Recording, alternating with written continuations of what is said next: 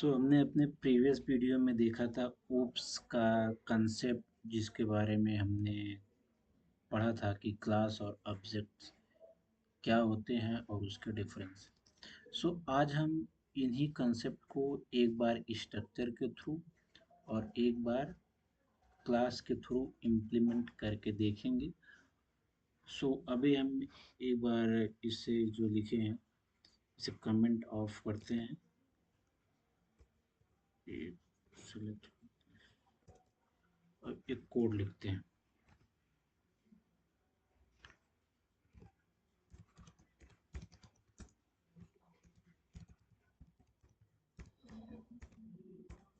ये सब आप लोगों को पता होगा।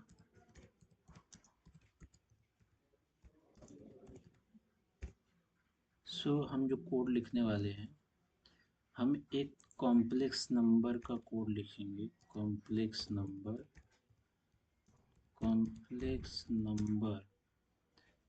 डिफाइन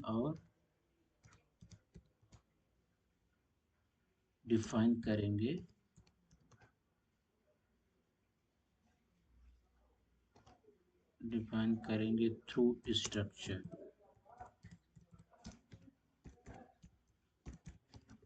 कॉम्प्लेक्स नंबर को डिफाइन करेंगे थ्रू स्ट्रक्चर। ठीक।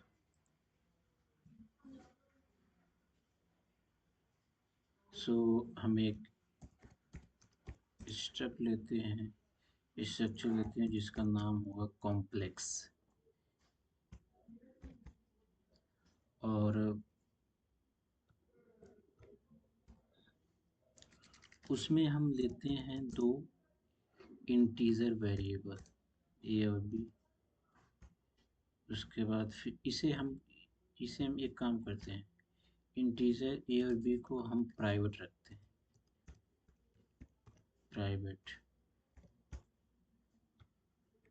उसके बाद फिर हम एक फंक्शन बनाएंगे जिसे हम रखेंगे पब्लिक,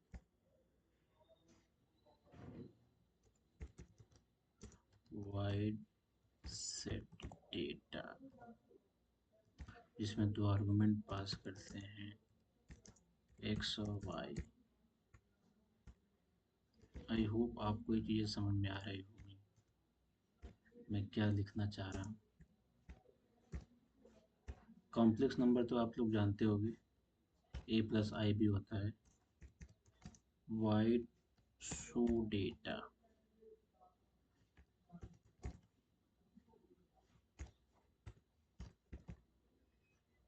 और हम इसमें वैल्यू को प्रिंट कर देते हैं कि a इज इक्वल टू, इसकी वैल्यू जो ओरिजिनल होगी ये ले लेंगे। उसके बाद फिर मान लो नेक्स्ट लाइन में हम लिखना चाहते हैं b is equal to b की वैल्यू ये। अब हम मेन फंक्शन बना लेते हैं अपना। तो मेन फंक्शन हम बनाते हैं, मेन फंक्शन में हम जो कॉम्प्लेक्स लिए उसमें मेंबर वेरिएबल जो है c1। तो फंक्शन को कॉल करने के लिए c1 डेटा, और इसमें वैल्यू सपोज दे देते हैं 3 4। उसके बाद फिर c1 डॉट शो डेटा, जो आपकी वैल्यू को प्रिंट कर देगा कि ए और बी की जो वैल्यू होगी यहाँ पे। तो मैं पूरा कोड लिख दिया, अब इसे रन करके देख लेता हूँ एक बार। हाँ, यहाँ पे a is equal to 3, b is equal to 4। तो बेसिकली मैं आपको ये बताना चाहता हूँ कि ये जो मैंने कॉम्प्लेक्स नंबर को जो डिफाइन किया है, ये मैं स्ट्रक्चर की हेल्प से डिफाइन किया है। अब मैं बिल्कुल सेम कोड को मैं क्लास की हेल्प से भी डिफाइन कर सकता हूँ। बस यहाँ पे मुझे एक चीज़ लिखना होगा, स्ट्रक्चर की जगह मुझे लिखना होगा क्लास। और इसके बाद फिर ये जो आपका C1 है, अब ये C1 आपका मेंबर वेरिएबल नहीं होगा, अब ये C1 को ऑब्जेक्ट बोलेंगे, ऑब्जेक्ट, ये ऑब्जेक्ट होता है। सो इसे हम रन करके देखते हैं एक बार। ये हमने सिर्फ एक माइन्यूट हमने चेंज किया कि स्ट्रक्ट की जगह में हमने लिख दिया क्लास। तो अब आपको समझ में आ रहा होगा कि हमने जो प्रीवियस वीडियो में बताया था कि जो क्लास और जो आपका स्ट्रक्चर होता है वो बिल्कुल सेम तरीके से उसका फंक्शन, उसके सारे जो अंदर के इंटरनल जो उसका स्ट्रक्चर होता है बिल्कुल सेम होता है। तो फिर हमें क्लास की ज़रूरत क्यों पड़ी?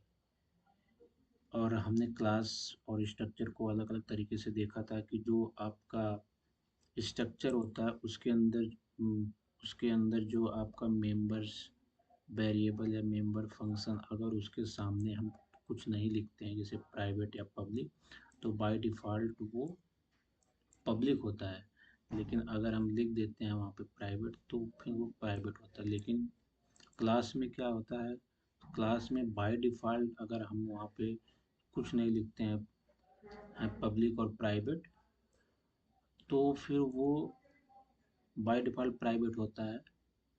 और अगर लिख देते हैं तो फिर वहाँ पे बाय डिफ़ॉल्ट, अगर वहाँ पे लिख देते हैं कि हाँ हमारा जो ये मेंबर वेरिएबल या मेंबर फंक्शन ये पब्लिक है प्राइवेट है।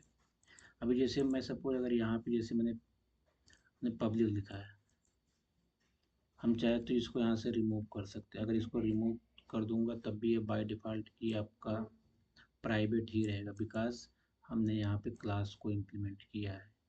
अगर यहाँ पे स्ट्रक्चर होता, अगर यहाँ पे अगर यहाँ पे स्ट्रक्चर होता तो फिर ये बाय डिफ़ॉल्ट ये पब्लिक होता, और ये पब्लिक हमने यहाँ पे लिखा है तो ये भी पब्लिक ही होता। सो आई होप आपको जो मैं कल की वीडियो में बताया था वो चीज़ें आपको समझ आ रही होंगी। सो ये बेसिक सा एक कोड था जो मैं आपको स्ट्रक्चर और कॉम और क्लास दोनों को इम्प्लीमेंट करके दिखाया।